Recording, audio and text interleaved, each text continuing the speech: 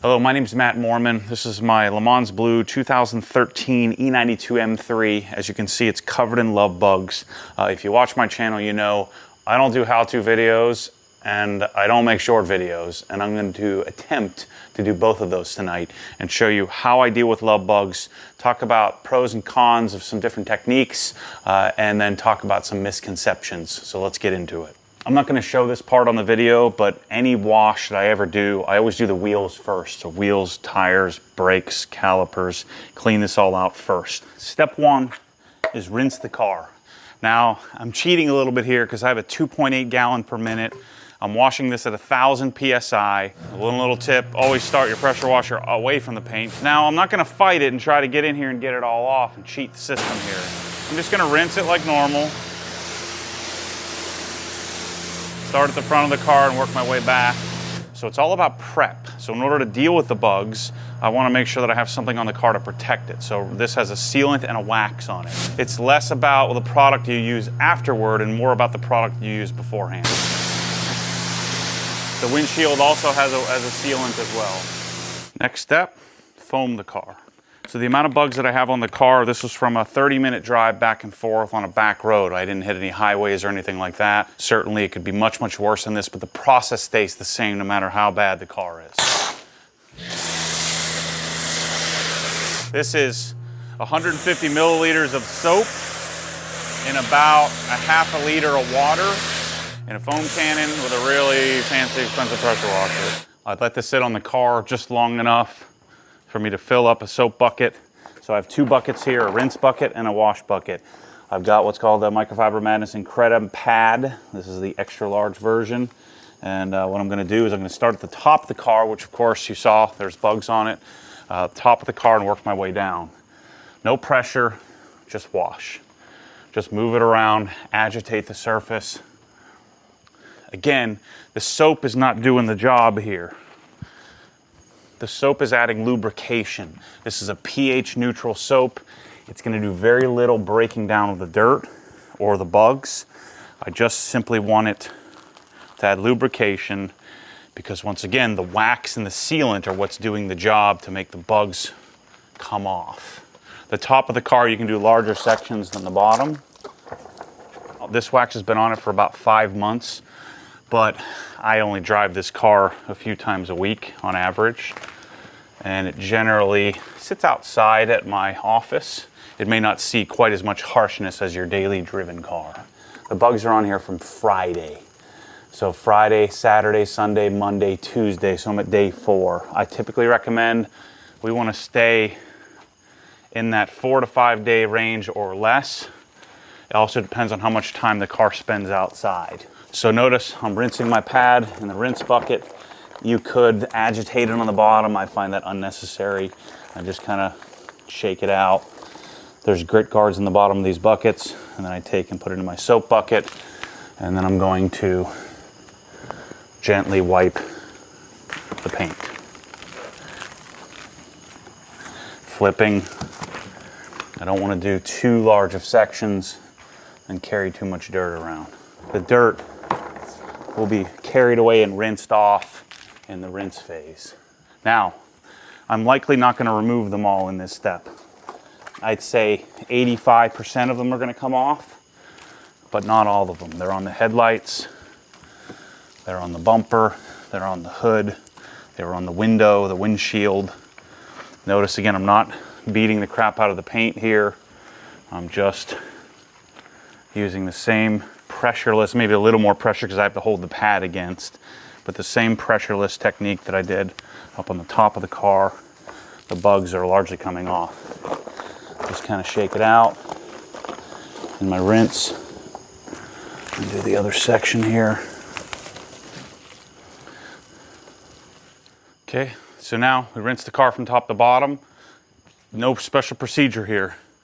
Remember, the wheels are already done, the tires are done. Start the pressure washer away from the car. Rinse from top to bottom.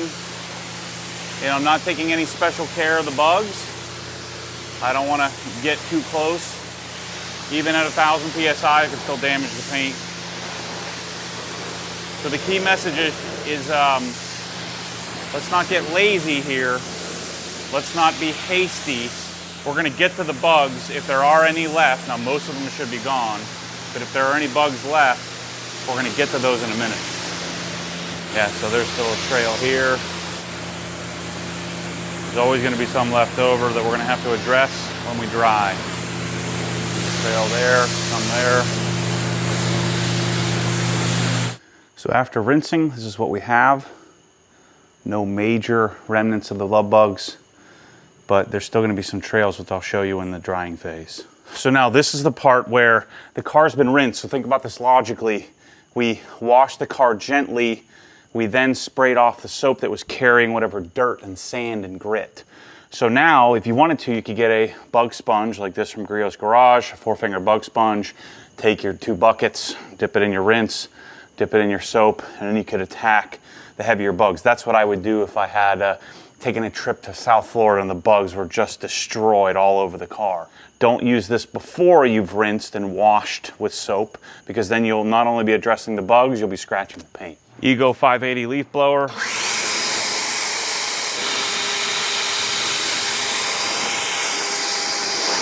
This is especially prevalent when you've left the bugs on for more than a few days. So you can see trails or remnants of bugs here, here, here, here. And you're thinking, man, you should have gotten those off in the wash phase. Well, the problem with doing that is then you're gonna likely scratch. And they're hard to see when the paint is still wet. So here's another trail. So I've blown off, the car's 90% dry. Here's another one right here. You can see this right there. See this one right here? So there's some leftover guts. So I'm gonna start by wiping the top of the car. This is a product called Bead Maker, so this is a drying aid.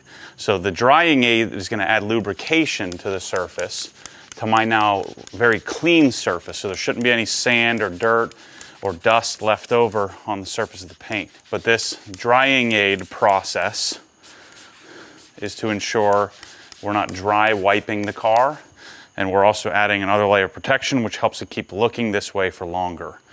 And a wax on its own can last 5 or 6 months. Wax with a drying aid use can last much longer, because I'm essentially topping this regularly. So we look good here. All the bugs off the roof are off. So this bug here that I showed you, that's all I needed to do. Wiped right off. I've got now a dry towel to follow, grab any residue. It's pretty humid out here tonight in Central Florida. I live about an hour northwest of Orlando, about 30 minutes south of Ocala, also known as the love bug capital of the world. There's some bug remnants left over on the windshield that I'm gonna address right now as well, just by simply making a few swipes. Of course, glass, you don't have to worry about scratching. So let's just spot treat these bugs specifically right there, right in the center of the screen. So these right here. This is a classic love bug trail. Let's see if we can remove those and see if they've been on too long or if they come off. So I sprayed a little drying aid. I wipe. Now I can do a little bit of back and forth. And sometimes they're not coming off if it's been on there too long. I'm gonna spray my drying aid all over the front of the car. So the most common type of trails like that are likely compromising my wax and sealant layer and hopefully haven't made it to my clear coat. Those were probably ones I'd hit earlier in the week. Sat there for too long. Once I remove the bulk of it, it won't etch anymore. But in order to get that off, I'm gonna have to polish. So it may have damaged and etched the clear coat. The enzymes in the guts of the love bug are what causes the polyurethane clear coat to etch. This car is due for a polishing in a month or so. So that's when I'll address these trails that are left over, these 3 or 4 trails that we're gonna be stuck with because I didn't wash them off in quick enough time. This is why I wake up in the middle of the night thinking about coming out to wash my car when there's love bugs sitting on it. Because now I've got 3 or 4 spots that aren't gonna come off. And that's the byproduct. So a lot of times it's the sunlight that bakes them in and what etches the paint. So here's a big chunk of one left. Just grab my fingernail, Wipe it off. So you're using your drying aid on your clean, protected surface to remove the remaining bug residue or residuals. I was hoping to show you a no bug left over at the end, and there's nothing you can do about that. You can grab whatever you want. From now, the only thing that's getting that out maybe is polishing or sanding. And these will polish out, I'm fairly certain. But there will reach a point where they won't. So we ended up with 1, 2, there's a little bit of a trail there. There's some more right here. Dang it. This is the bad part of love bugs. I should have come out here 2 days ago when I was planning on doing this. So let me finish drying the paint and we'll come back to you and talk about pros and cons. Okay, so let's talk about the products we used here and wrapping this up. The preparation phase is the most important part of this. We talked about, so this car has 1 coat of Just Car Power Lock Plus, 2 coats of Culinite 845. We just saw, which I'm disappointed, but I'm glad to show you how this goes. Very likely we etched hopefully the top layers of these protection layers. But remember, it's not about the products you're using to remove the bugs, it's about the product that you put on the car to make the bugs come off easier. So we don't need to use any bug removers, we don't need to use any abrasives in order to get them off, we don't need to use any aggressive soaps. And then we washed with Adam's car shampoo, we dried using the Beadmaker drying aid, and we use the Microfiber Madness Increta Sponge XL. You could of course use a Griot's Garage Bug Mid if you wanted to, if they were on more aggressive. An alternative to Power Lock and Culinite would be a coating. This would be a ceramic coating, glass coating, whatever you want to call it, from a company called G-Technic. A lot of my cars have Crystal Serum Light as the base layer and then 2 layers of XO on top, which would make the surface even slicker and last a little bit longer. The glass has what's called Wolf's Chemicals nano glass sealant that helps the bugs to come off as well. So remember, it's about the preparation, not so much the products you're using to remove the bugs. Roughly 500 grams per square meter twist loop towel, orange towel with a suede edge, 16 by 16 towel. So if you're still here, sticking around, let me explain to you the methodology here, what to do, what not to do. The first common misconception is that love bugs are acidic. They are not. I actually, believe it or not, was on a radio show on National Public Radio on NPR about a year ago, talking with a University of Florida professor, an environmentalist, and myself. I was the car care guy, and my question to him was, what is the pH of the bugs? It's not that they're acidic, it's that he believes the enzymes in their blood is what etches the paint. You saw the etching. Every season I end up with some etching that I then have to polish off, and hopefully got it in time where it didn't completely etch the clear coat and damage it forever. If you leave bugs on for a week, or let's say 2 weeks and beyond, and your car's parked out in the sun, you're gonna etch the paint and essentially ruin the clear coat. The only fix is to repaint it. You can't polish it off. Love bugs are not some engineering experiment. Those are all, old wives' tales or urban legends that the University of Florida, imported the bugs in order to eat carbon monoxide or something. That's not true. They migrated here, we believe, from South America, and they come twice a year. They come in September and May and September generally, and they last for about 4 weeks. We don't know what makes them more or less prevalent. Some years are lighter than others, but they tend to migrate around highways. They tend to migrate toward white cars. They tend to hang out around stoplights and things like that, and they splatter the instant that they hit the paint. So common things I've heard: use borax, use all-purpose cleaner, use simple green. So using more aggressive or more generally basic or alkaline cleaners, yes, it'll remove the bugs, but it will also remove your protection. So if you don't care about waxing your car, then I guess that would work and make it easier, but you're gonna eventually break down the clear coat, cause future problems for trim and rubber and seals and things like that. So don't use any of those things. Yes, they will work. WD-40 will work. Using a flamethrower will certainly work, but don't use those. It wouldn't be my recommendation. Same thing with abrasives like obviously steel wool, magic eraser. The most common thing in Florida is to recommend to use dryer sheets. Dryer sheets are a little milder abrasive than steel wool would be if you're using abrasives on the surface, especially if you're using it before you've rinsed and got the dirt off the paint, then that's a problem. So those are some of the common misconceptions. Don't use those. It just doesn't work. I would suggest you not listen to your local Mack truck driver. I've heard that's where they learned how to take care of paint, or their auto mechanic, or your dad or your grandfather, unless they're a professional detailer that did high-level paint correction. I might suggest that you listen to a detailer. I tend to stick with the sort of a logical process around it, that there is no free lunch here. There's no secret way to do this. You have to get in and wash the car. So that's my process, and those are some common misconceptions that I would urge you to either do your research.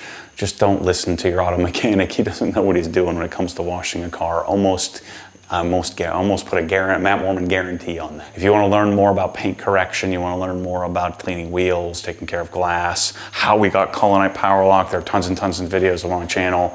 I also sell all these products. I curate products from all over the world. Notice these are all different brands. I'm looking for products that meet my process, and this is my process for removing love bugs.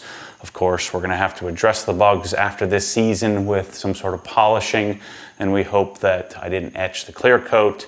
So the thing I would have done differently is I would have washed it 2 or 3 days sooner. That's invariably the best way to do this process, is to wash it sooner. So just to recap, first we did the wheels and tires first, then rinsed, then foamed. Remember, the soap doesn't really remove the bugs, it's just adding lubrication to the surface. Then we washed using our 2-bucket method. We rinsed the car. We then blew it off with a leaf blower, some sort of drying type blower system. Then I dried it using the orange towels and Bead Maker drying aid. And then we finished the rest of the car. I cleaned all the jams and everything else, the glass and all of that stuff, just using the Bead Maker drying aid. Thanks for watching this. A little different than my normal style. If you want to hear me rant on and on while I'm washing the car, check out some of the other videos. But anyway, thanks for watching this. Hopefully this is helpful in the future for people that have love bug problems come next April and May. The season's about over here at the end of September, beginning of October. Thanks for watching. As always, stay tuned for more crazy. I'm doing all this kind of stuff all the time.